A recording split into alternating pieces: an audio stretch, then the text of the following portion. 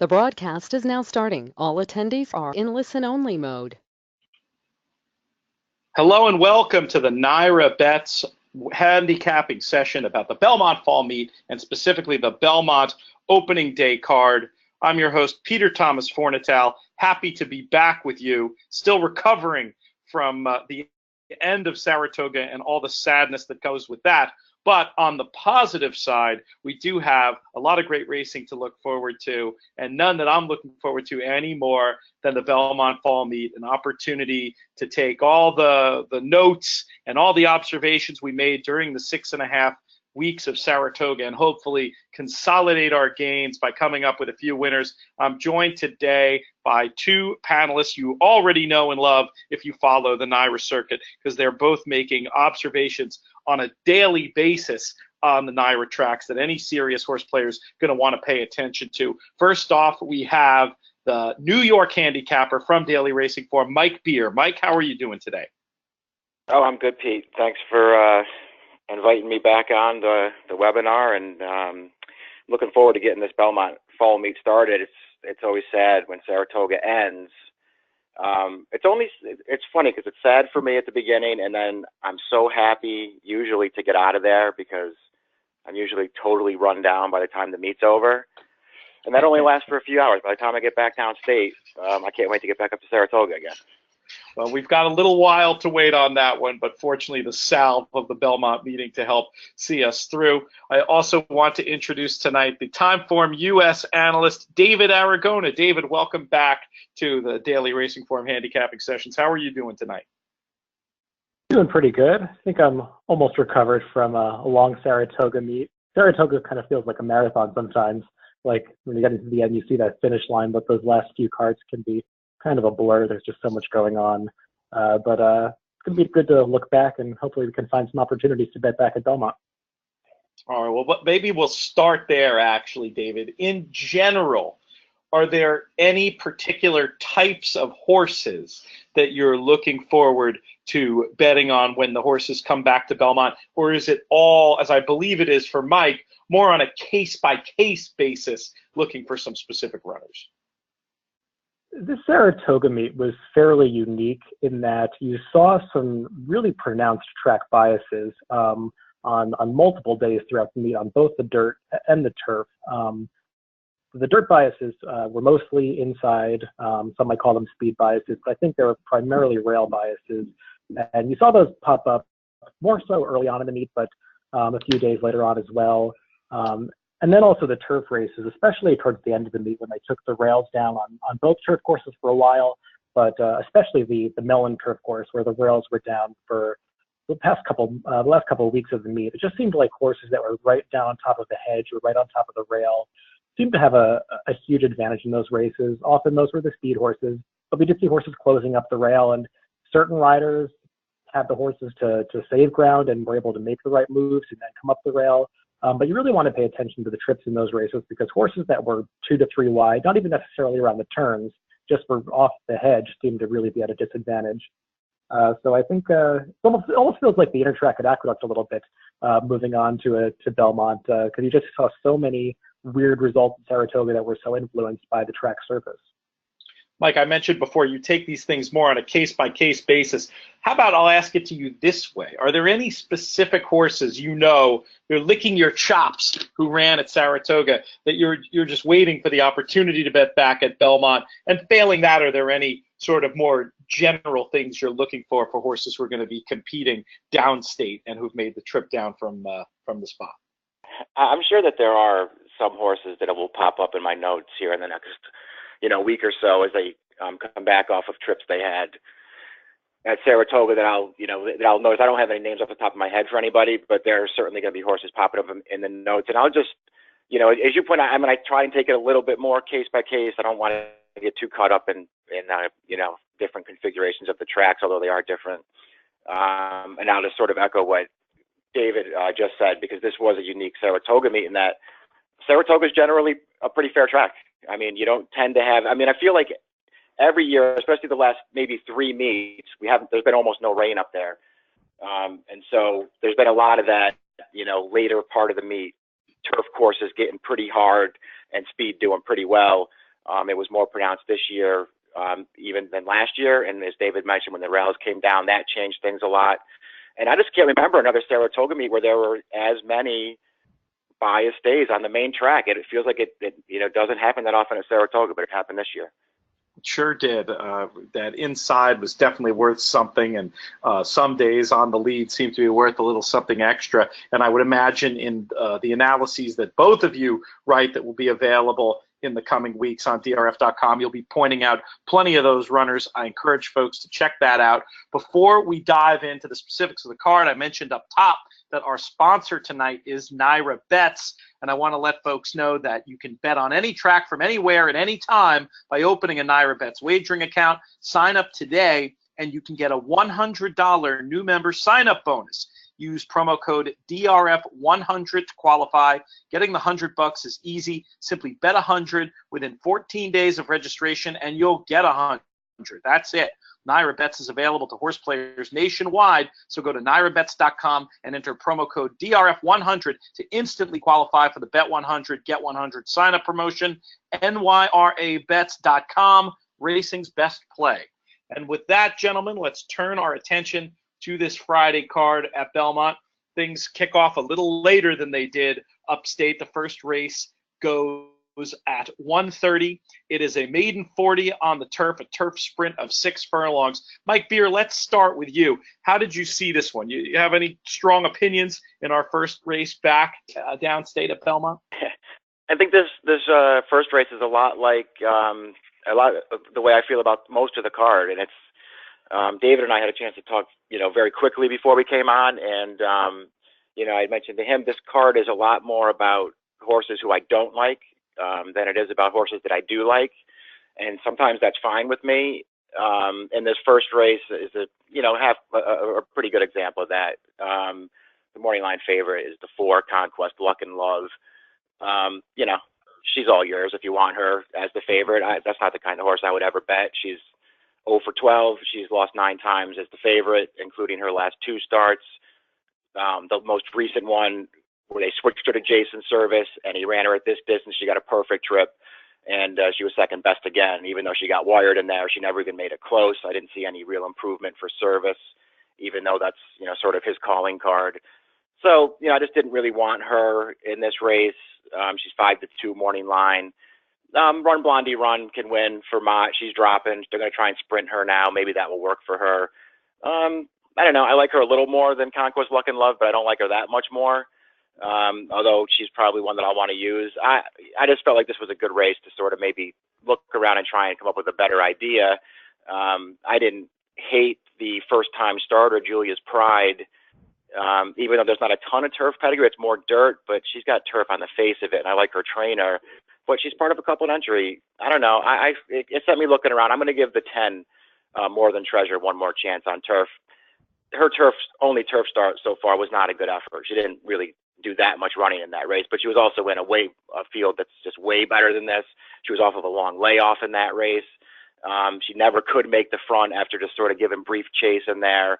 I feel like maybe there's a chance she can make the front in this race. She's a horse who I feel like if you go back to her debut as a 2-year-old, she actually showed a lot of speed in that race. That was a really fast pace. It totally fell apart. The winner came last to first. She has Lasix this time. She has blinkers this time. It's a huge glass drop compared to her other turf race. I don't know. I'm hoping Franco gets a little aggressive with this horse and tries to get her involved early, and maybe she's just found the right field. Certainly put in plenty of good aggressive rides up at Saratoga, and More Than Treasure gets the makeover for George Weaver with the blinkers and the Lasix, if I'm recalling that correctly. And that's a great point you make, Mike, about how sometimes, especially for a multi-race player, you can make scores based on who you don't like as much as who you like. So super valuable information, knocking those at the lower end of the odds spectrum as well, and some interesting thoughts there. David, how do you see this one? I had similar feelings to Mike about Conquest Luck and Love. I just don't like any of her recent races. I'll even add her last turf sprint. The form of that race just hasn't held up at all. The winner of that race came back and was terrible in a couple of starts at Saratoga. The third place finisher did come back to win, but that was on the dirt. Her next turf race was not a step in the right direction. I just feel like she's kind of dressed up and she looks like a better turf sprinter than she actually is. So I feel like she's definitely a beatable favorite in this race if she is indeed favored. For me, the horse to beat is probably Daddy's Dooley. I don't love horses that have been relatively short prices and have finished second 3 times in a row, but she's just run well enough for me. Her start 2 back actually was a really nice effort. That was a pretty fast pace, and that race was kind of dominated by horses that were down on the rail. It was July 9th, right at the end of the Belmont Meet, when the rails had come down and horses that were down inside seemed to have an advantage.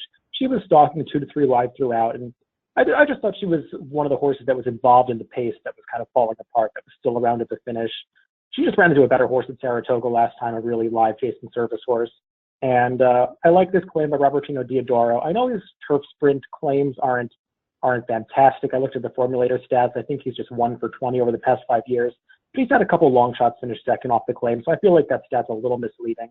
And I just thought she was kind of the horse that you could maybe lean on if you wanted to find kind of the center of this race.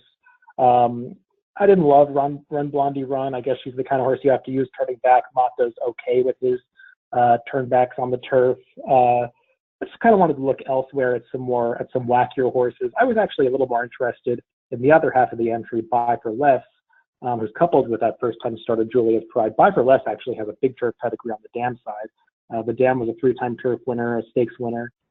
She's a half to 2 turf winners. Bodie Meister's not a great turf sire, but her trainer, David Jacobson, is just kind of a weird horse for him to have for these connections. He's just not a guy that really wins moving dirt to turf, so that concerned me. Kind of a wacky horse that I want to get in there somewhere, maybe in trifectas or even on superfecta tickets because she's going to be such a big price, is the 2-horse Daniela.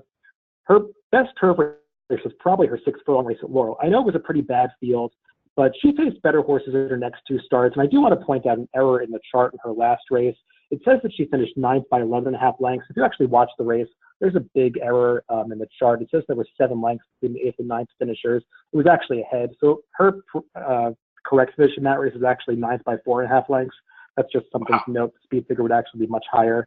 And she was facing better horses in those races. So I think maybe turning back to the right distance, she's going to be a huge price. This trainer actually won a maiden claiming $40,000 race at Saratoga with a horse coming in from out of town. So I thought she was a little interesting.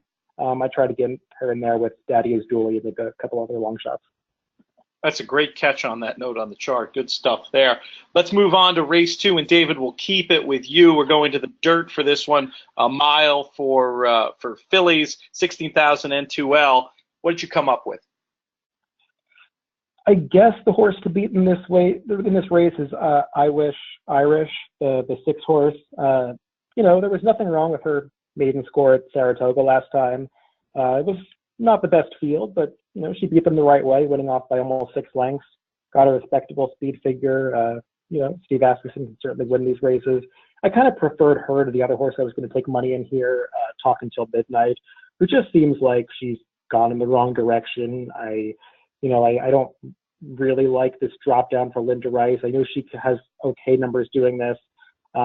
She's just not a horse that really thrills me. She doesn't have much of a move. She's just kind of a plotter that will get there if they all kind of fall apart at the end. This race is a mile, so they do have to get the distance, and that's, I guess, the big concern with the 6-horse. I wanted to take a small shot against them with Forrest Lily, the 2. I really have no confidence that she can get the distance either, but she's one of these horses that was running on one of those days where we saw pretty pronounced inside bias in Saratoga, August 13th, and she was about 3 wide throughout in that race, so I think you want to take note of that. And she's a 3-year-old who has been stepping up her speed figures recently, and if she can take a step forward off that last race, if it's better than it seems, I think that she can have a say here at a decent price, and this is maybe a slightly easier field than the one she's been facing recently on the dirt. Mike, where did you land in the second? Yeah, I don't really have anything clever to say. I'm glad David came up with an idea with a better priced horse in Forrest Lily. That seems fine to me. I have the 2 favorites in there. I'm not as against Talk Until Midnight as David is, if only because of the distance with her. I think there's a lot of horses in this race that I just feel like you send them out, beyond a sprint distance, and you're probably asking for trouble. It doesn't seem like it's the case with Talk Until Midnight. And I did like the fact that she showed a little bit more a little bit more forward position in her most recent start for Linda Rice. I know that was back in June, but she got involved in that race, and I think that'll help her if she can do it here. I just don't really have anything else to say. I wish Irish, she ran fine last time. She sort of attained a level since she arrived here for Asmussen. She's basically run the same race 3 times. Last time it was good enough, and it was good enough by a lot. She didn't meet the greatest field in the world. I didn't care for the way she was sort of wandering about in the stretch of that race. It concerns me that she has to get an extra furlong in this race, but she's been fine in her races, and Asmussen is certainly bringing her back in the right kind of spot. I just didn't really see anything interesting about the longer prices in here. For the third, we go back onto the turf, and we're dealing with a short field. Mike, is there anything clever in this one, or is this another you'll just hope to survive in advance if you're playing this early pick 5? Well, I mean, I think it's only a 5-horse field, but I think it's an interesting 5. I think there are some good horses in this race. Boy, I don't know how David feels about it. I'll be interested to hear what he has to say. I sort of felt like, I spent a lot of time trying to talk myself into something else, the 5 for Asmussen or for Christophe Clement. Her form in Florida was pretty good. I don't, love the races she was running then down there. Although there were some good horses if you start taking those fields apart.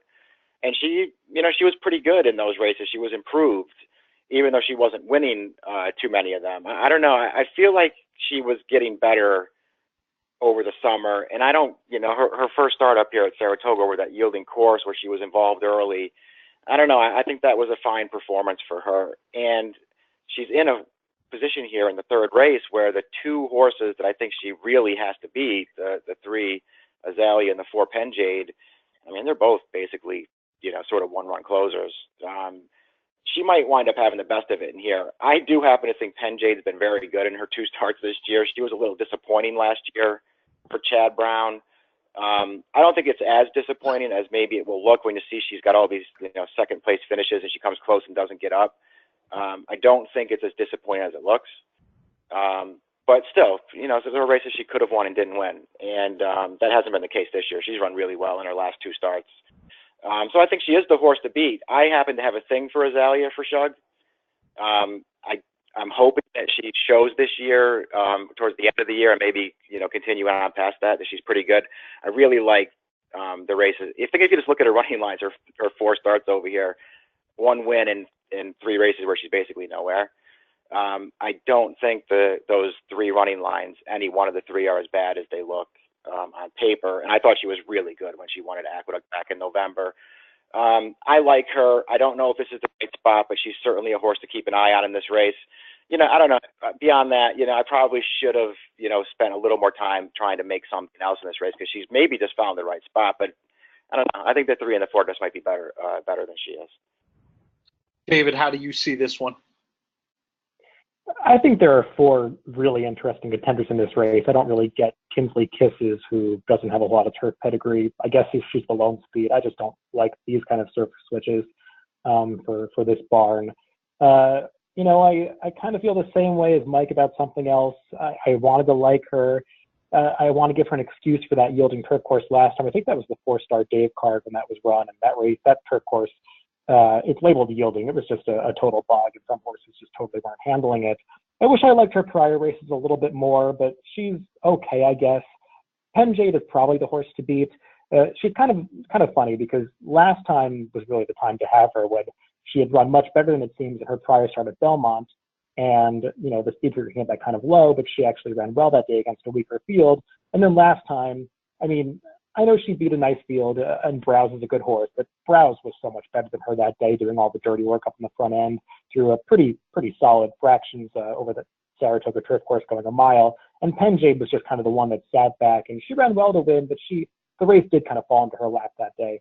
So I kind of don't really want to bet her back at a shorter price today. I don't know. I didn't know what to do with Azalea.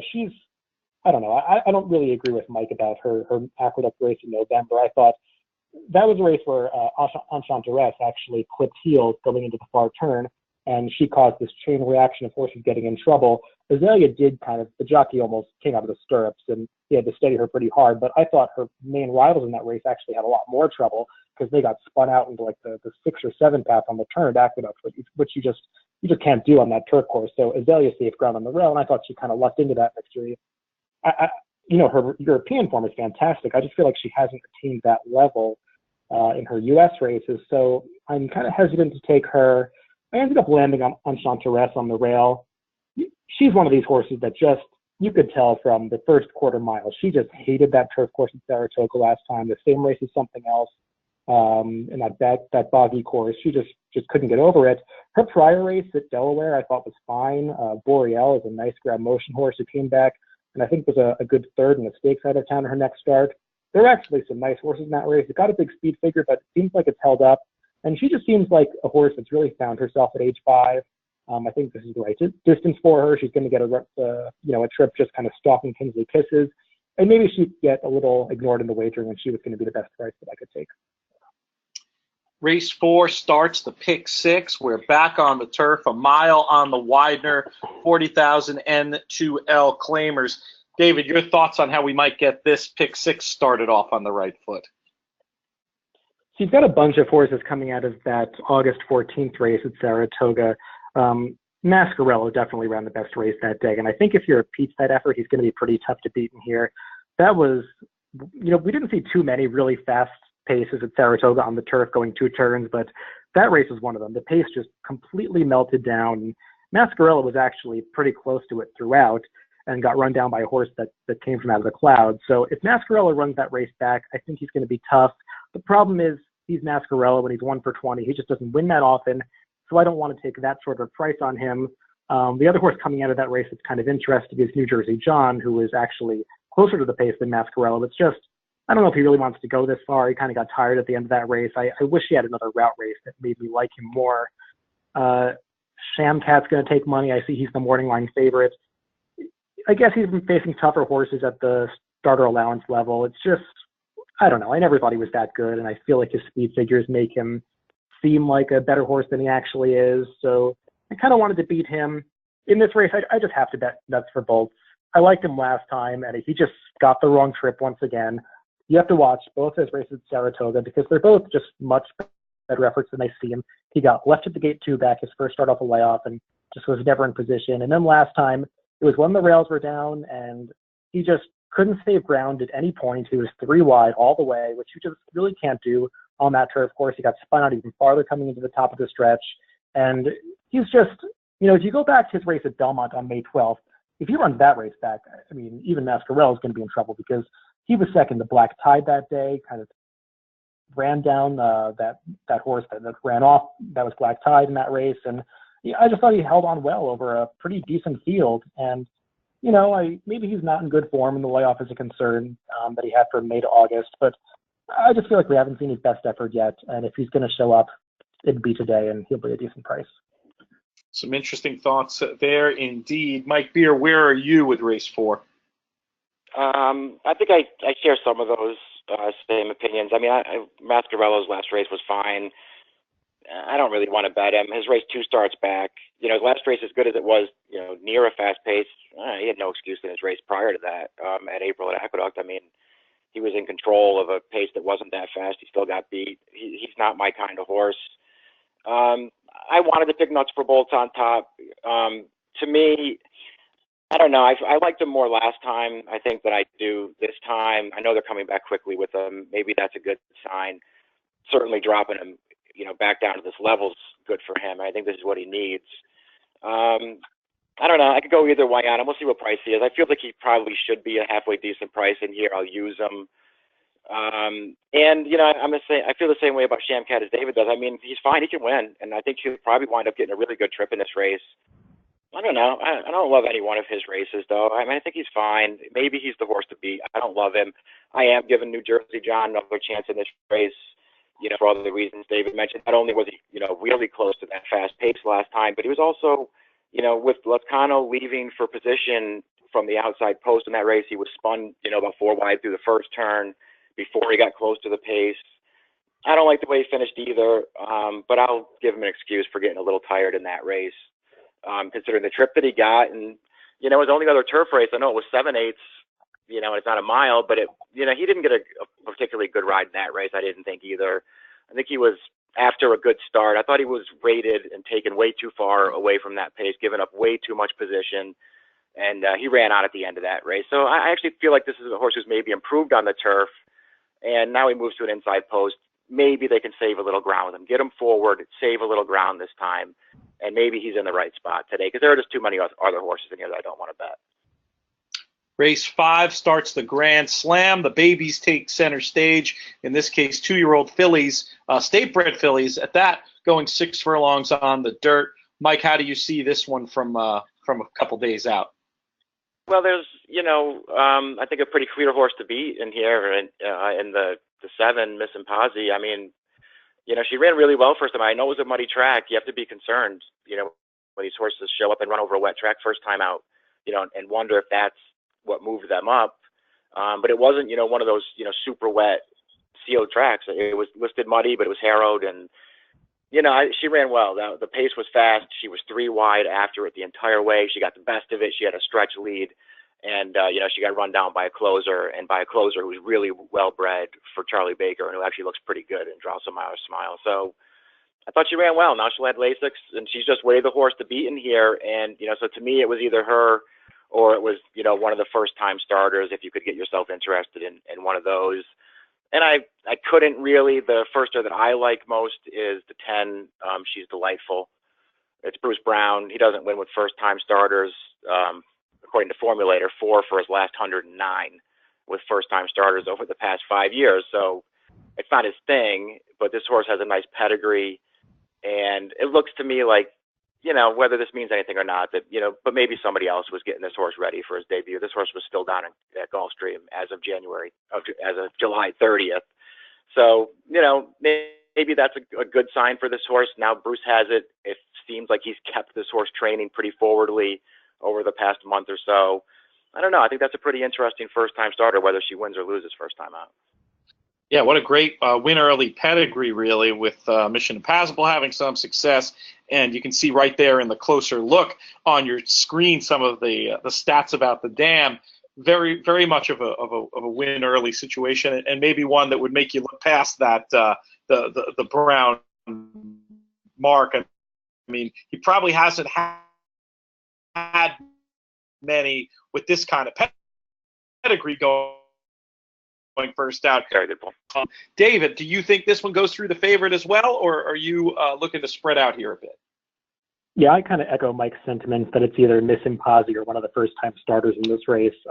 With Miss Imposi, I'll just add, that race got a respectable Beyer speed figure. The time formula speed figure is really high. It's a 96, mostly because the pace of that race was so fast.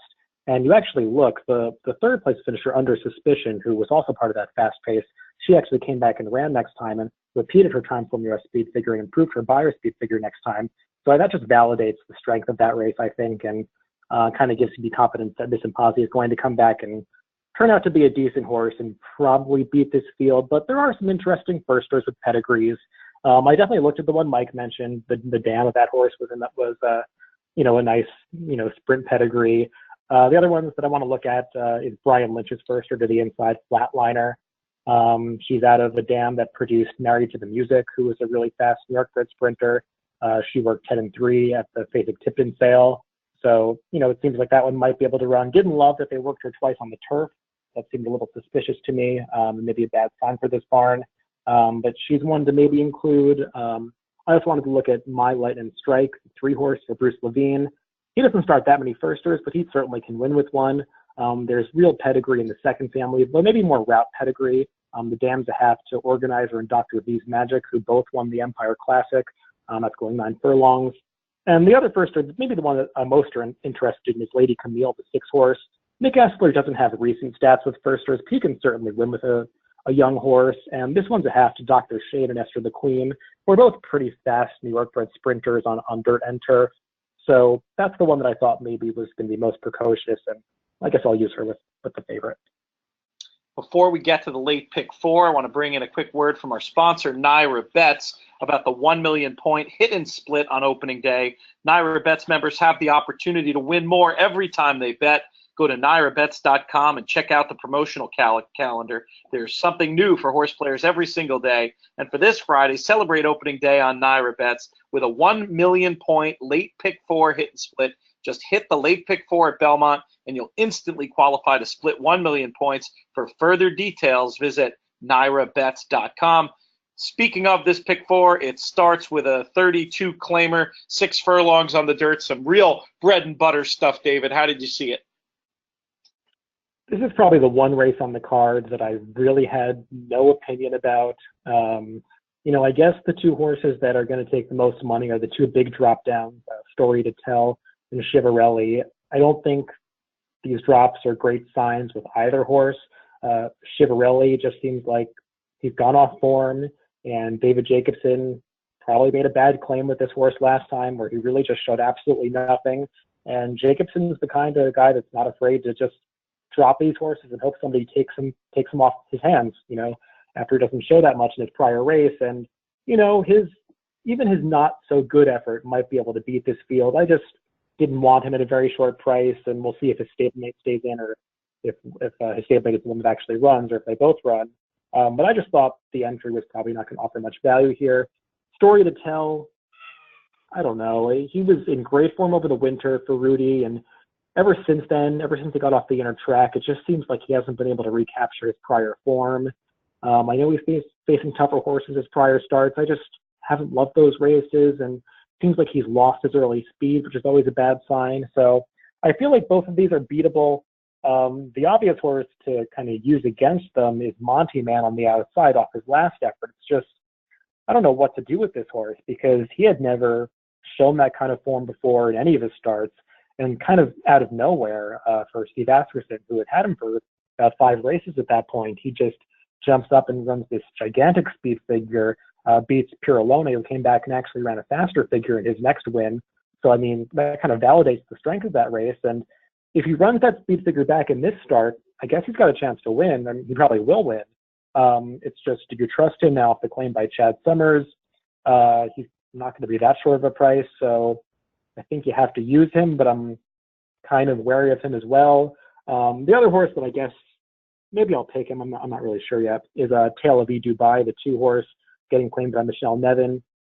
He actually has dirt form going back to Laurel over the winter that is okay. He was showing more speed back then, and maybe it's a bad sign that he's kind of hasn't shown that speed in recent races, and his form has kind of fallen apart. But I think they kind of made a mistake trying to turn him into a turf horse, because he ran well over a yielding turf course at Laurel. And, that's not always indicative that a horse really likes the turf. Sometimes he's just the horse that liked that surface on that particular day. And, I just feel like he was running in the wrong spots the 2 of his last 3 races. And I know his one dirt race at Parks back in June is terrible, but, Michelle Nevin does well off these claims, and this owner is pretty sharp. So maybe this horse can resurrect his form. Sounds like some good potential angles there, but nothing you feel super strong about. Mike, was there any more clarity for you when looking at race 6 in terms of strength of opinion anyway? Well, no, because it's hard because David's right. Story to Tell and Chivarelli, they're the 2 best horses, but I mean, how can you trust either one? And why would you want to bet either one? It's not even like, if you just go back that they're that reliable anyway. I don't know. The recent form just leaves so much to be desired. Now they're just both being dropped in class. It's hard to have a lot of confidence in those 2 horses. I don't know what to say about Monty Man. I mean, either, Chad Summers, and obviously they had no way of knowing before they put the claim in that he was going to run the race that he did last time. But I mean, either they just made the greatest claim in the world, or they made a really bad one. And I don't know what the answer to that is. This horse ran great last time, but I didn't see it coming. And I don't really trust them to get him to run another race like that. Maybe they can do it. I hope they can do it, but I'm a little skeptical. I did, sort of at the end of the day, I couldn't take the 2 favorites. Don't really want Monty Man. I did take Tale of E Dubai. Listen, I'm just hoping he does have some of that old speed he used to have, because this would be a great spot for him to use it. And, I agree with David. He is not a turf horse. He has the one turf race, which is, that yielding turf race back in May at Laurel. It's so phony. Not only was the ground just terrible, I mean, there was just no pace. I mean, this horse walked to the front in that race, and then you could just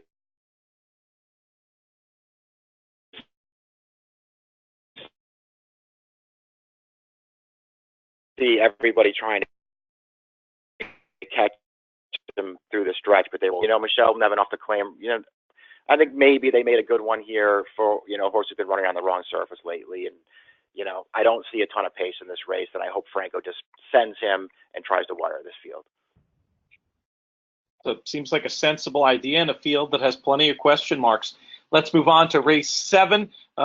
Late pick 3 begins here. Getting down to the end of this opening day card at Belmont. Inner turf, 6 furlongs this time. Mike, what do you think of this race? Another one of those, who more the horse I don't want than the horses I do want.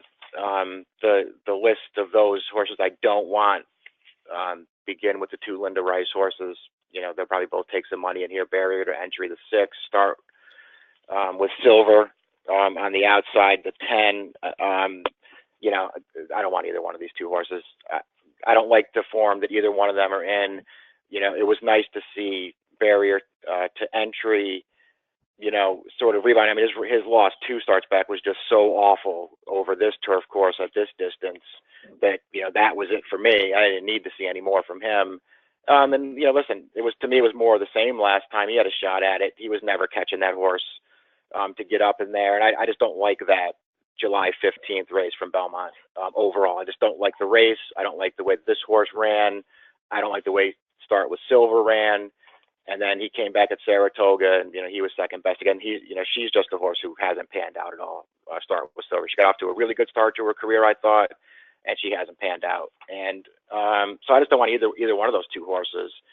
Once I started looking around, I had initially made Paz the Bourbon, the 3-year-old, my top pick, and then I kept looking at it, thinking, I don't know, do I really want her? Let me go back through this thing again and see what I can do. And at the end of the day, I just wound up going back to Paz the Bourbon. I liked her 2 turf starts as a 2-year-old. I think she has improved this year, even though she hasn't won yet. And I'm happy to see them turn her back in here, because I just sort of feel like I'd like to give her another chance as a closing sprinter on the grass. And she should be able to close in this race. There's plenty of horses that want to be forward in here. There should be pace for her to run at. And so I'm just hoping she can work out a trip and come running at the end of this race, because I don't want the 2 Linda horses. Sister Sophia is second off the layoff with some pretty good back races, and she will close as well. But I just don't love any of the races she ran last year. Her return from the layoff I thought was only okay. Maybe she'll take a step forward in here. So I am going to take Paz the Bourbon, and the other horse I'm going to use is Ella Weasel. They're really the only 2 that I like. I almost put Ella Weasel on top because I love them cutting her back, and this is a good spot for her. But she's just one of those horses. I feel like she's just starting to run the same race every time, and it concerns me. I'm not sure how much better it's going to get for her. Paz the Bourbon, sensible top pick, good setup, great name. David, are you going with Paz the Bourbon or somebody else here? So I'll kind of echo what Mike said about the 2 Linda Rice horses. They've run fast enough to win this race. I just feel like they're both proven losers, and I don't want either one of them. Paz the Bourbon does feel like the logical horse, and I kind of went through a similar process to what Mike did, where I originally was looking at this race thinking, well, she's probably the right horse. And then I kind of looked at her a little more closely and was thinking, which of her races do I really like? I mean, going back to that May 21st race, I know she was facing a better field. Epping Forest is a pretty good horse, but she couldn't pass Start with Silver that day. And I know it was her first start off the layoff, and she figured to improve out of that, but it kind of feels like she didn't improve out of that. Her next start, she wasn't that far off the pace, and she couldn't close down Lady Joan and Lover's Key. Maybe she doesn't want to go the 2-turn mile, but she got a fantastic trip in that race, and just really had no punch in the stretch and couldn't even get by the long shot Hollywood Cat. This horse is going to take money, and I don't know. I don't love her, and I kind of wanted to go somewhere else. I did end up picking Ella Weasel, and I really do feel that she's the right horse in this race.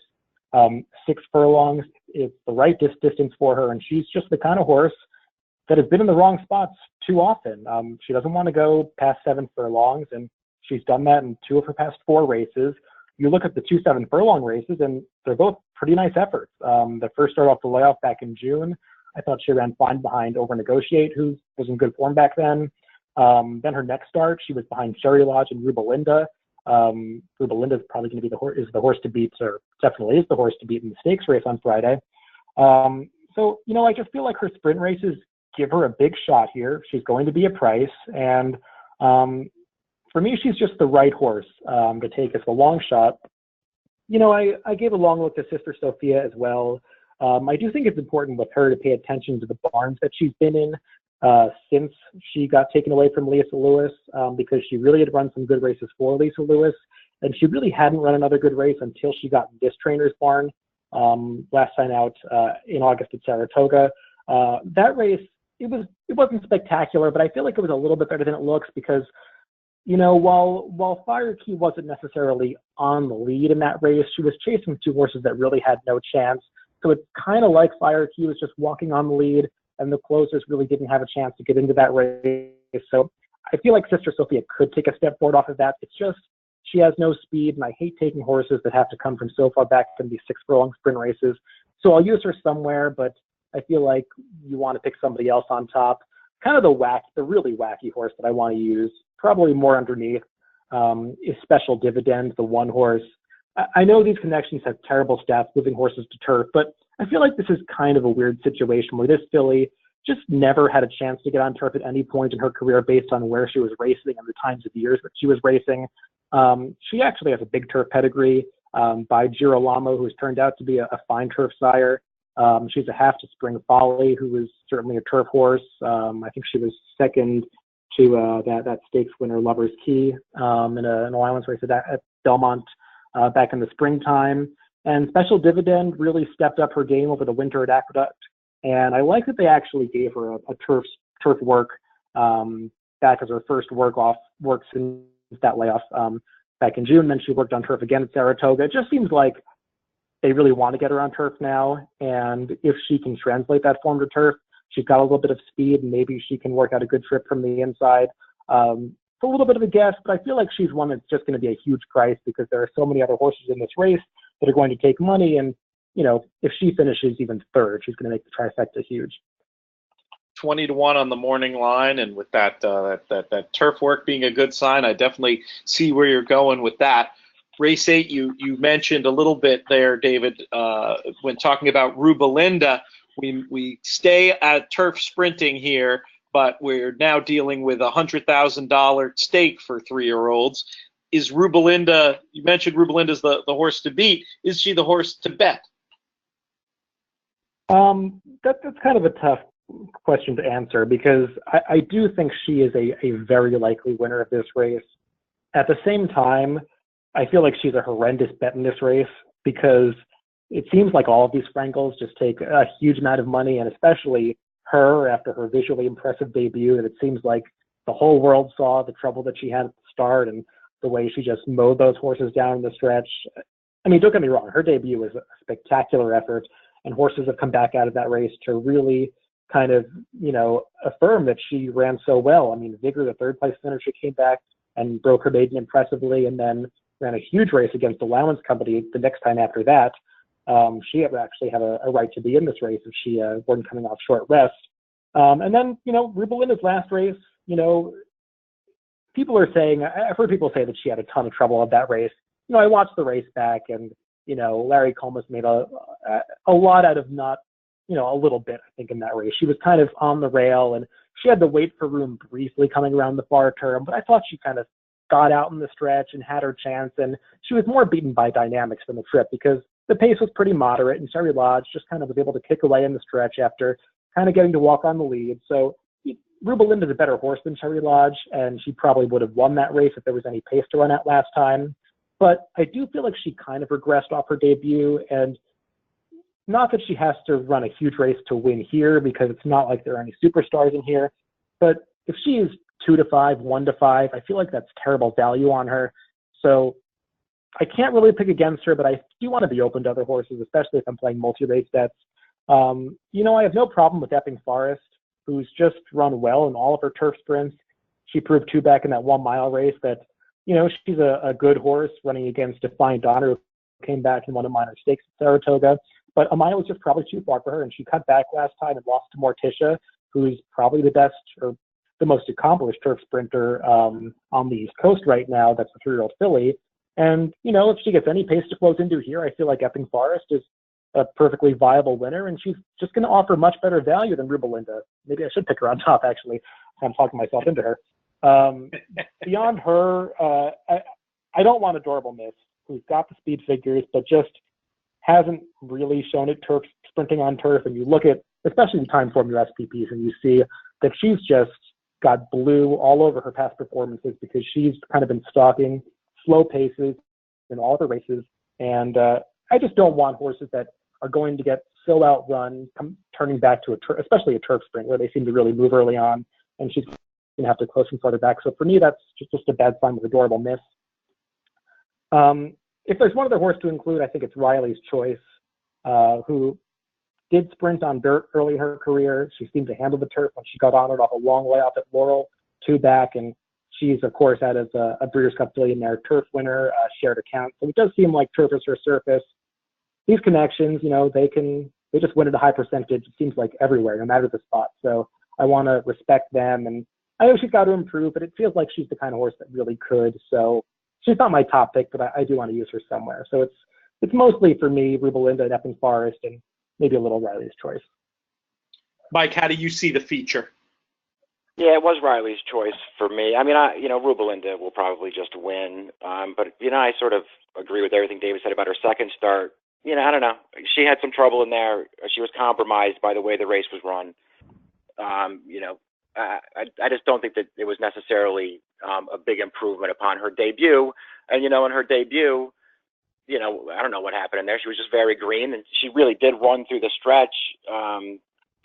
Outside of that one horse David mentioned, though, Vigor, who has come back and really good. But Vigor, you watch her first 3 races, they just aren't that good. And her next 2 races are very good. And I think that the difference there is she got to go a lot shorter. She wants to go shorter, that horse, Vigor. She's a 5 or 5.5 furlong kind of horse. I think that's where that improvement came from. The rest of that field was nothing. I like Rubelinda. I don't think I want to have a lot of money in against her, but I do like Riley's Choice in this race, and I like her one turf race. And of course, this is the surface that she is bred for. And she ran great on turf, and her other dirt races they're all good. And I just I like that she has that sort of easy kind of speed that makes me think she doesn't need the lead, but she's not getting a run in this race, even though she's turning back in distance in here. So I'll hope that she can get the right kind of trip in this race. I wasn't totally opposed to the horse on the rail, Smiling Causeway, to just, blasting to the front and getting away from this field. She's really fast. I mean, her 2 turf sprints, she showed big speed in those 2 races. So I'm a little afraid of her speed. I'm also a little afraid, she got to go 6 now, where she's been going 5.5 on the turf. But that stretch at Laurel is really long. You watch those 2 races. Those stretches seem like they go on forever. And, of course, Morticia ran her down last time, but not until this horse put a little bit of a scare into her. So, I don't know. I thought she was a little interesting in here, but, I like the 2. And, Rubelinda obviously is just an impossible horse to leave out. And I didn't really like anyone else. The nightcap is a maiden 20 back on the dirt, 6 furlongs. Mike, how are we going to get out? Boy, I don't know. This race, I mean, I could have looked at this race for another half hour and just decided, forget this. I'm not getting anywhere looking at these horses again. I picked the 10, Harlan's Vader on top.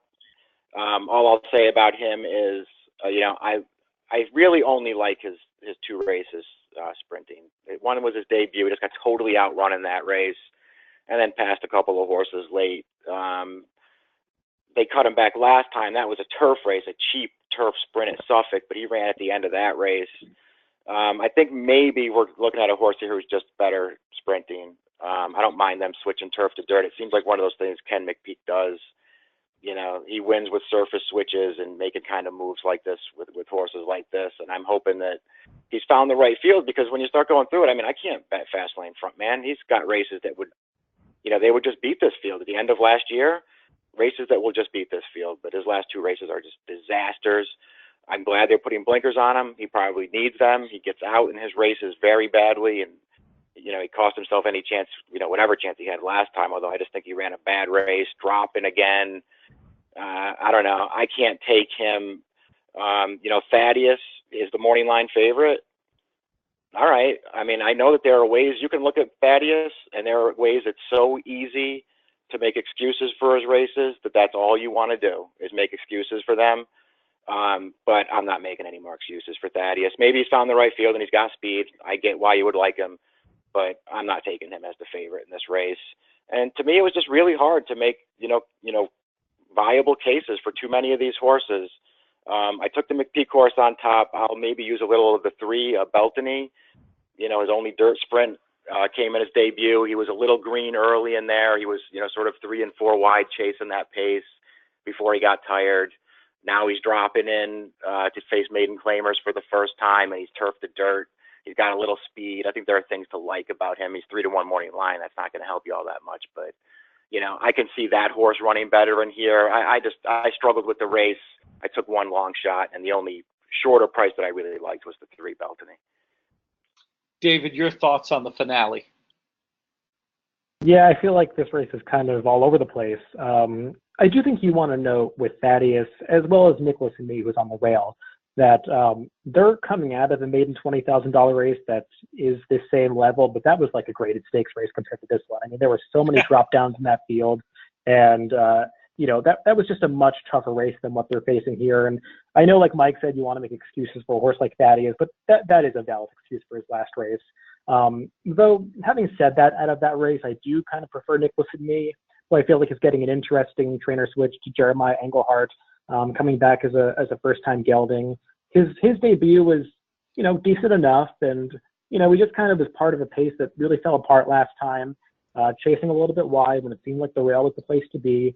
So I do want to forgive him a little bit. I don't think it's going to be a gigantic price in this race, but he's one that I would use. I definitely looked at Beltany, like Mike said. This is kind of a puzzling trainer switch. I don't know if there's probably a story here. I don't know what it is. This trainer actually is not a new trainer. If you look in Formulator over the past 5 years, he's 23 for 194 with just an 89-cent ROI for all starters. So I don't know if this is really a positive switch, but I guess we'll find out. He does get Arad Ortiz. I looked at the horse Mike mentioned for McPeak, Harlan Vader. I thought Mike made good points. He's one to include somewhere. Same thing with Fastlane Frontman. I hated his last race. I kind of liked him that day off his prior efforts, and he just, you don't want to see horses getting out the way that he was, and maybe the blinkers will solve that, but just kind of seems like he's gone in the wrong direction. So I feel like something weird could happen in this race. I ended up picking Prost, the 6 horse on top, just because he actually ran okay in his debut. I know it wasn't a fantastic field, but he was, steadied at the start that day and kind of got left.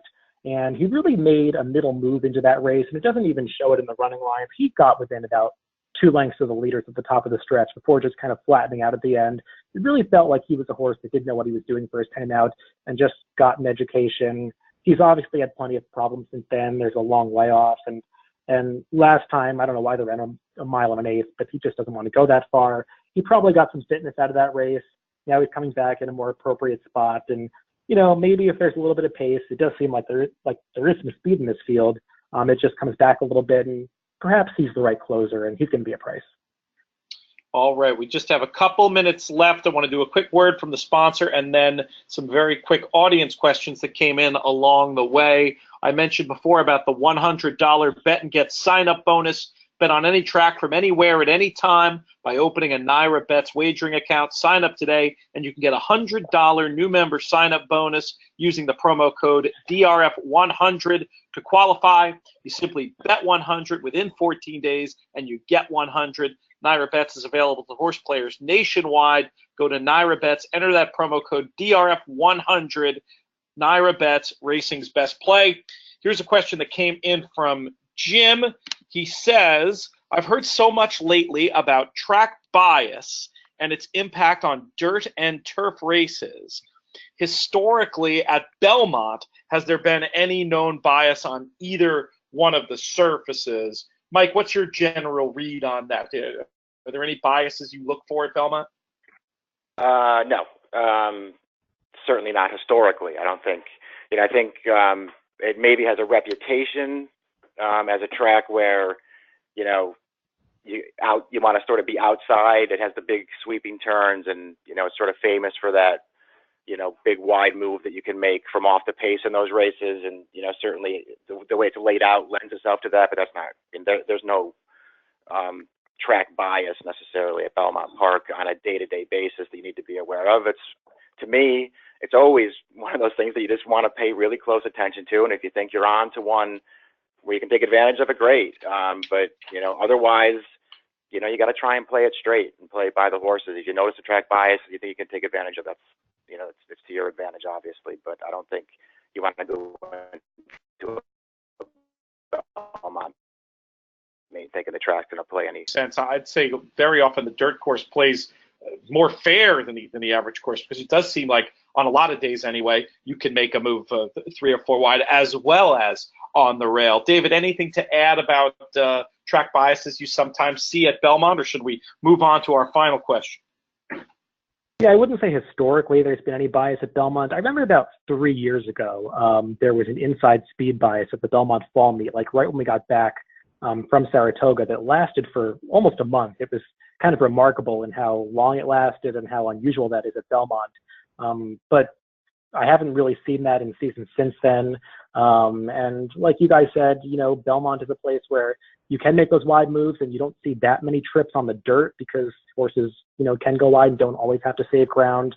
On the turf courses, I think the more interesting than track biases is just kind of pay attention to the configuration of the courses, because it's a little unusual. You've got that inner turf course where they start, you know, come kind of in the middle of the course going a mile and a 16th. And you want to pay attention to post position and those kinds of things when you're playing those races. Mike, I'll ask you this one and then we'll get out of here for the night. Would you say, Vincent wants to know, would you say that the first couple of weeks at a meet are tougher to handicap? No. Tougher to handicap? No, I don't think so. Maybe you want to, you know, be a little more cautious, you know, the first, you know, week or so, just to, you know, try and get a, you know, a handle on, you know, who's off to good start and how the track, if there is, you know, any way that you think the track is playing, and sort of to pay attention to that stuff. I sort of get the logic behind that, you know, sort of wading in a little bit slowly at the start of a meet. Not that it's anything that I tend to do. You know, but again, I don't know, I'm almost always the wrong person to ask this kind of stuff, because I like to play it, you know, mostly straight. I like to play it mostly off the horses and mostly, you know, off of the trip, you know, the trip note work that I've been doing, you know, throughout the year. And so if a horse is coming back, you know, that I've been waiting for, and I'm interested in betting, you know, off of what they were doing at another meet at another track, you know, I don't really care that they're, you know, switching to a different track this time. I'm probably going in. But, you know, I do understand the logic behind sort of wading in a little bit slowly at the beginning. Fundamentals and trip handicapping, the type of excellent analysis you get every day that New York runs in the Daily Racing Forum from Mike Beer, and of course online as well. We actually have 30 seconds left, so I will, David, ask you very quickly the same question. Do you bet any differently or handicap any differently at the beginning of a meeting? Not really. We probably get actually a little bit spoiled in New York, because these surfaces, it's not like we're changing from a synthetic course to a dirt course, or like they changed out the dirt course recently. I mean, you know, these courses just don't change that much from season to season or from year to year. So I feel like you can have reasonable confidence when we move to Belmont that we're probably going to see a fair course. I mean, you know, once in a while when you're going to maybe Aqueduct, you know, not the inner track anymore, but you'll see biases pop up and you want to pay attention to those. But I think as a general rule, you don't want to assume that you're going to see a track bias, or, you know, be too overly cautious if you actually do have an opinion. You know, bet those opinions, and if you're wrong, then, or if the track bias beats you, if there is one, you just gain some knowledge to play that horse back next time. All right, that's all the time we have for this Belmont Fall Meet handicapping session. I want to thank Mike Beer and David Aragona for taking the time out to join us. Jake Luft also doing an excellent job with our graphics. Most of all, I want to thank all of you for tuning in. If you want to check out any of this again, or you came in halfway, you can get the replay, drf.com/YouTube. I'm Peter Thomas Fornatale. Thanks again to our sponsor, NYRA Bets, and you've been watching a webinar produced by DRF.com.